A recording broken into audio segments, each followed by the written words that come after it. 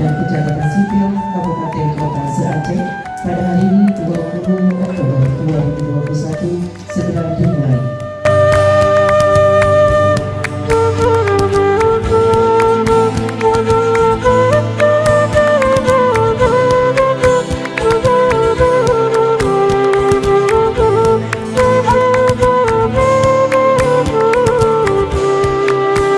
Kita harus terus berupaya bagaimana memberikan pelayanan terbaik, meningkatkan kesadaran masyarakat untuk mengurus dokumen kependudukan dan menjangkau seluruh warga di wilayah yang jauh terpencil.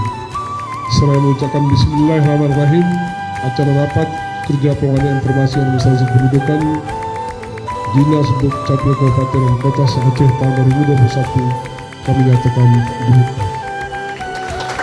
Terima kasih.